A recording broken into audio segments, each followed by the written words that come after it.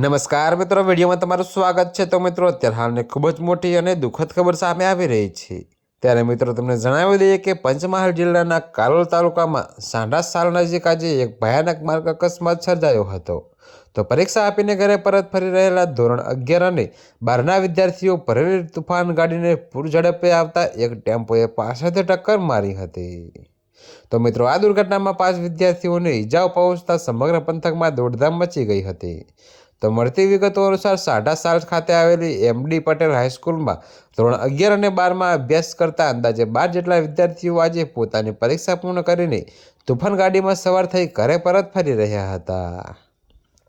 જોકે મિત્રો, આ દરમિયાન જત્રાલ અને સાંઢા સાલ ગામ વચ્ચેના માર્ગ પર પાછળથી આવી રહેલા એક ટેમ્પો ચાલકે બેદરકારીપૂર્વક ઓવરટેક કરવાનો પ્રયાસ કર્યો હતો, જેમાં તુફાન ગાડીને જોરદાર ટક્કર વાગી હતી।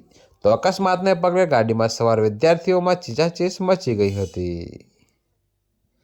ત્યારે મિત્રો, તમને વધુમાં એ પણ જણાવી દઈએ કે આ અથડામણમાં 4 વિદ્યાર્થીઓનો અને એક વિદ્યાર્થી સહિત કુલ 5 લોકોને નાની મોટી ઈજા પહોંચી હતી। જોકે અકસ્માતનો અવાજ સાંભળી આસપાસના ગ્રામજનો અને રાહદારીઓ તાત્કાલિક મદદ માટે દોડી આવ્યા હતા અને ઈજાગ્રસ્તોને ગાડીમાંથી બહાર કાઢ્યા હતા।